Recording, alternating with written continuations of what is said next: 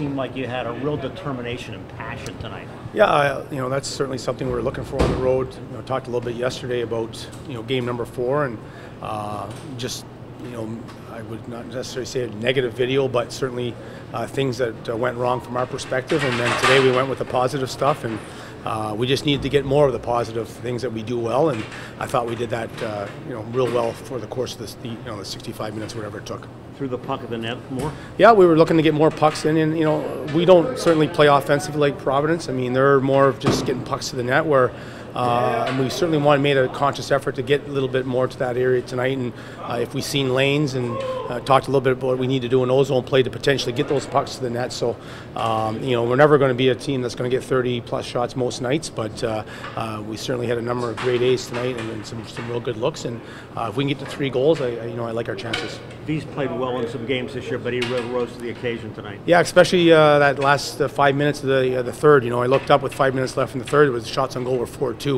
Both teams were real tight defensively, and they made a real good push. He made some saves, so he made some key saves. Certainly didn't give up as many scoring chances as the previous game 3 and 4 on Copley. So we were much more committed without the puck tonight in all 3 zones, and like I said, by far our best road game in the last 3. The last one is always the toughest, but you got 2 cracks now at home. Yeah, absolutely. And, we know what they did to Wilkes-Barre. They came in and won 2 out of 3, so by no means should we feel confident that it's going to end on Tuesday. That's a good hockey club down there, and we just got to be mentally ready. And it's like we said to the players, it doesn't matter if you win overtime or win 5-1 or you lose 5-1 in playoffs. You've got to really focus on the next game, and I thought our guys were real good at that, and that's something we're going to have to do Tuesday night as well. What about Bowie's play tonight? He gets an assist, he gets a goal. It seems like there have been times this year where you're like, can you get that offense going? But he got it going. Absolutely. And if you look up, he's leading our defense in plus minus and probably now points now. I guess not as much as Juice, but he's had his moments defensively and again tonight at times. But those are the type of things you get for him. And when he's managing his game and keeping it simple, and you're not noticing him defensively, that's usually, that's telling me he's playing a good hockey game. So he minimized that more tonight than he did in Game 4. And he knew that in Game 4 it wasn't his best, and we certainly made it known to him that he needed to play better, and he thought he did that tonight.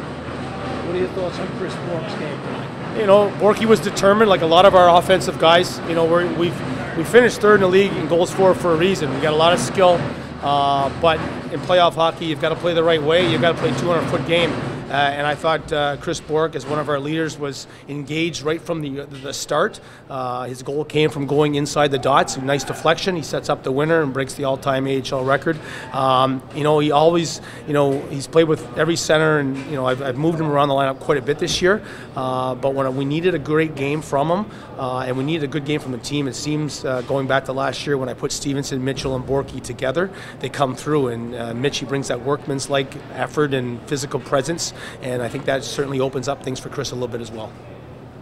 Good, thank you.